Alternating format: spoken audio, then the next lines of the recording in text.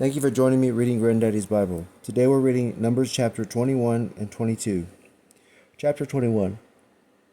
King Arad is overcome. The people murmur and are punished with fiery serpents. They are healed by the brazen serpent. They conquer the kings Sehon and Og. And when King Arad, the Canaanite, who dwelt towards the south, had heard this, to wit, that Israel was come by the way of the spies, he fought against them, and overcoming them, carried off their spoils. But Israel, binding himself by vow to the Lord, said, If thou wilt deliver this people into my hand, I will utterly destroy their cities. And the Lord heard the prayers of Israel, and delivered up the Canaanite. And they cut them off, and destroyed their cities. And they called the name of that place Hormah, that is to say, Anathema.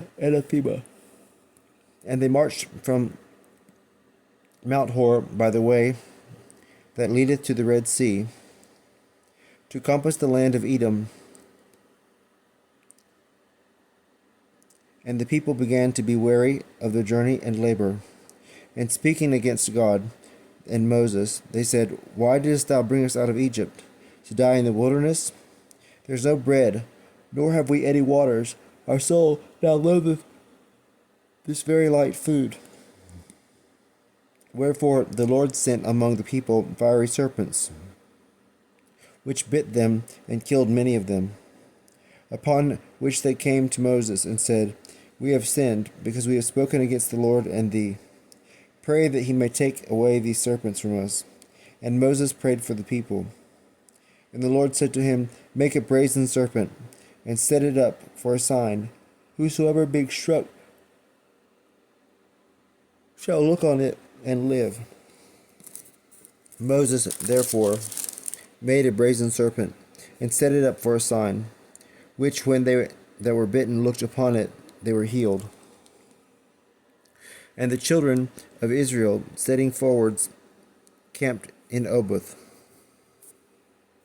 And departing thence, they pitched their tents in Jebarim, in the wilderness that faceth toward Moab, toward the east. And removing from thence, they came to the torrent Zarad, which they left and encamped over against Arnon, which is in the desert, and standeth out on the borders of the Amorite. For Arnon is the border of Moab, dividing the Moabites and the Amorites. Wherefore it is said in the book of the waters of the wars of the Lord, As he did in the Red Sea, so will he do in the streams of Arnon. The rocks of the torrents were bowed down, that they might rest in Ar, and lie down in the borders of the Moabites. When they went from that place, the well appeared, whereof the Lord said to Moses, Gather the people together, and I will give them water. Then Israel sung this song, Let the well spring up. They sung thereto. The well which the princes dug, and the chiefs of the people prepared, by the direction of the lawgiver, and with their staves, and they marched from the wilderness to Mathana, from Mathana to Nahaliel, from Nahaliel to Bamoth, from Bamoth, which is a valley in the country of Moab, to the top of Phasgah, which looked towards the desert. And Israel sent messengers to Sehon, king of the Amorites, saying, I beseech thee, that I may have leave to pass through thy land. We will not go aside into the fields or the vineyards. We will not drink waters of the wells. We will go to the king's highway till we be past thy borders. And he would not grant that Israel should pass by his borders, but rather gathering an army went forth to meet them in the desert.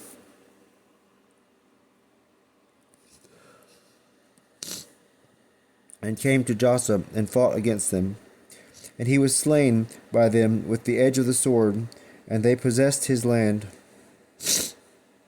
from the Arnon to the Jabbok, and to the confines of the children of Ammon. For the borders of the Ammonites were kept with a strong garrison. So Israel took all his cities, and dwelt in the cities of the Amorite, to wit, in Heshbon, and in the villages thereof. Heshbon was the city of Sehon, the king of the Amorites, who fought against the king of Moab, and took all the land that had been of his dominions, as far as the Arnon. Therefore it is said in the proverb, Come into Heshbon, let the city Sehon be built and set up. A fire is gone out of Heshbon, a flame from the city of Sehon, and hath consumed Ar of the Moabites, and the inhabitants of the high places of Arnon. Woe to thee, Moab! Thou art undone, O people of Shemos! He hath given his sons to flight, and his daughters into captivity, to Sehon, the king of Amorites. Their yoke is perished from the Heshbon unto Dibon. They came weary to Nophi, and unto Medaba. So Israel dwelt in the land of the Amorite, and Moses sent some to take a view of Jazer. And they took the villages of it, and conquered the inhabitants. And they turned themselves and went up by the way of Basan. And Og, the king of Basan, came against them with all his people to fight Edrei. And the Lord said to Moses, Fear him not, for I have delivered him and all his people and his country into thy hand, and thou shalt do to him as thou didst to Sehon, the king of the Amorites, the inhabitant of Heshbon. So they slew him also with his sons and all his people, not letting any one escape, and they possessed his land. Chapter 22. Balac, king of Moab, sendeth twice for Balaam to curse Israel. In his way Balaam is rebuked by an angel. And they went forward and encamped in the plains of Moab, over against where Jericho is situate beyond the Jordan. And Balac the son of Sephor, seeing all that Israel had done to the Amorite, and that the Moabites were in great fear of him, and were not able to sustain his assault, he said to the elders of Madian, So will this people destroy all that dwell in our borders, as the ox is wont to eat the grass to the very roots? Now he was at that time king in Moab. He sent therefore messengers to Balaam, the son of Beor, a soothsayer, who dwelt by the river of the land of the children of Ammon, to call him and to say, Behold, a people is come out of Egypt, that hath covered the face of the earth, sitting over against me. Come therefore and curse this people, because it is mightier than I, if by any means I may beat them and drive them out of my land. For I know that he whom thou shalt bless is blessed, and he whom thou shalt curse is cursed. And the ancients of Moab and the elders of Madian went with the price of divination in their hands. And when they were come to Balaam, he had told him all the words of Balac. He answered, Tarry here this night, and I will answer whatsoever the Lord shall say to me. And while they stayed with Balaam, God came and said to him, What mean these men that are with thee? He answered, Balac the son of Sephor, king of the Moabites, hath sent me, saying, Behold, a people that is come out of Egypt hath covered the face of the land. Come and curse them, if by any means I may fight with them, and drive them away. And God said to Balaam, Thou shalt not go with them, nor shalt thou curse the people, because it is blessed. And he rose in the morning, and said to the prince, Go into your country, because the Lord hath forbid me to come with you. The princes, returning, said to Balac, Balaam would not come with us. Then he sent many more and more noble than he had sent before, whom, when they were come to Balaam, said, Thus saith Balac the son of Zippor, Delay not to come to me, for I am ready to honor thee, and will give thee whatsoever thou wilt. Come and curse this people. Balaam answered,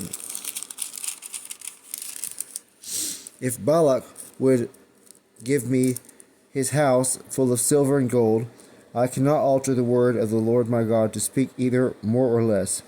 I pray you stay here this night also, that I may know what the Lord will answer me once more. God therefore came to Balaam in the night, and said to him, If these men be come to call thee, arise and go with them. I shall command thee.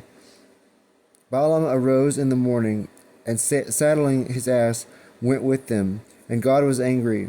And an angel of the Lord stood in the way against Balaam, who sat on the ass, and had 2 servants with him. The ass, seeing the angel standing in the way, with a drawn sword, turned herself out of the way, and went into the field. And when Balaam beat her, and had a mind to bring her again to the way, the angel stood in a narrow place between 2 walls, wherewith the vineyards were enclosed. And the ass, seeing him, thrust herself close to the wall, and bruised the foot of the rider, but he beat her again. And nevertheless, the angel, going on to the narrow place, where there was no way to turn aside either to the right hand or to the left, stood to meet him. And when the ass saw the angel standing, she fell under the feet of the rider, who being angry beat her sides more vehemently with the staff. And the Lord opened the mouth of the ass, and she said, What have I done to thee? Why strikest thou me low, now this 3rd time? Balaam answered, Because thou hast deserved it, and hast served me ill. I would I had a sword, that I might kill thee. The ass said, I am not thy beast, on which thou hast been always accustomed to ride, to tide until this present day. Tell me if I ever did the like thing to thee. But he said, Never. Forthwith the Lord opened the eyes of Balaam, and he saw the angel standing in the way with a drawn sword, and he worshipped him, falling flat on the ground. And the angel said to him, Why beatest thou thy ass these 3 times? I am come to withstand thee, because thy way is perverse and contrary to me. And unless the ass had turned out of the way, giving place to me who stood against thee, I had slain thee, and she would have lived, and she should have lived. Balaam said, I have sinned, not knowing that thou didst stand against me, and now if it displease thee that I go, I will return. The angel said, Go with these men, and see thou speak no other thing than what I shall command thee. He went therefore with the princes, and when Balac heard it, he came forth to meet him in a town of the Moabites that is situate in the uttermost borders of Arnon. And he said to Balaam, I sent messengers to call thee. Why didst thou not come immediately to me? Was it because I am not able to reward thy coming? He answered him, Lo, here I am. Shall I have power to speak any other thing but that which God shall put in my mouth? So they went on together, and came into a city that was in the uttermost borders of his kingdom. And when Balac had killed oxen and sheep, he sent presents to Balaam and to the princes that were with him. And when morning was come, he brought him to the high places of Baal, and he beheld the uttermost part of the people. This concludes our reading today. Have a blessed day.